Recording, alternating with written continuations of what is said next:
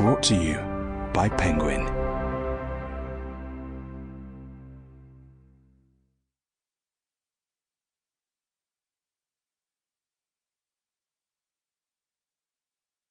The Things We Don't See.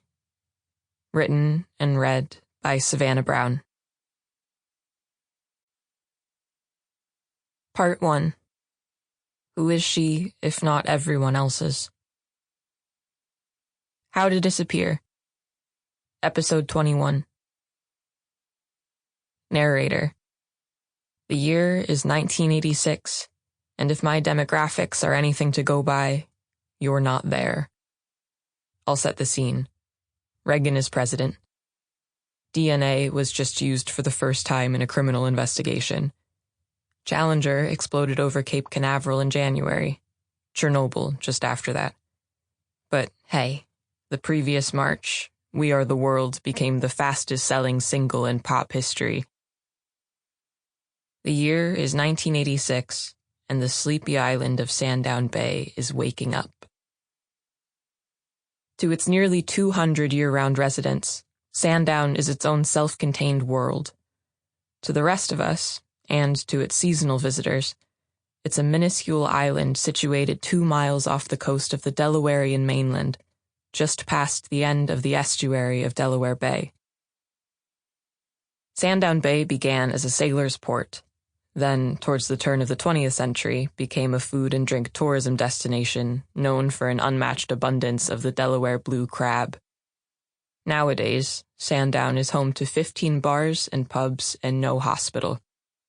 There's one school for 21 students aged 6 to 18, one grocery store, one bank, one funeral home. A ferry travels to and from the island year-round, trips running every 2 hours in the summer. In the past, you could drive a quad bike across the frozen Atlantic. Granted, the winter was cold enough, which it hasn't been for the past 2 decades. To an outsider, the small population and eccentricities of life are cited with incredulity. Claustrophobia. How could anyone live this way? But the residents would tell you they find it the most natural thing in the world. Or they might, once you got them to talk.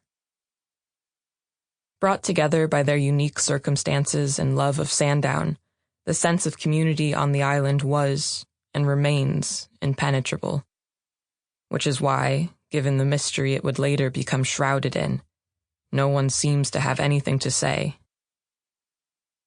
The year is 1986, and a young woman named Roxy Raines steps into the warm August night and is never seen again. Chapter 1. Friday, the 28th of May. The morning ferry leaves at 9, and I've been in the parking lot since 6, watching the sun unfurl its first pinkish tendrils over the Atlantic, which is wide and vulnerable and, despite appearances, not actually blue. Departure time's approaching now, but I'm still the only one here. Directly to my left is a small booth with an unmanned window, like a drive-through, covered in peeling white paint, and with an indigo awning that reads tickets.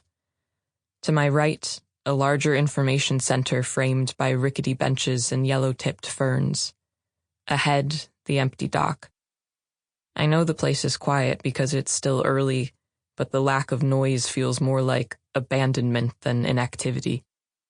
I'm the ghost of the pier. In the far distance, there's the illuminated strip of land pressed against the horizon, thin as a strand of hair. That's where I'm going. This is what I'm saying about the ocean.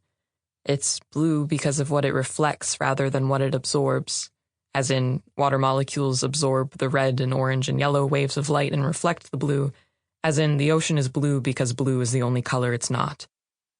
This is true of everything. Not to mention the steps that occur in the brain to even perceive color in the first place. I'm simplifying things, of course, and anyway, I'm probably wrong. There's a prickle on the back of my neck and I turn, but nothing stirs. Behind is a quiet trailer. Sample complete. Ready to continue?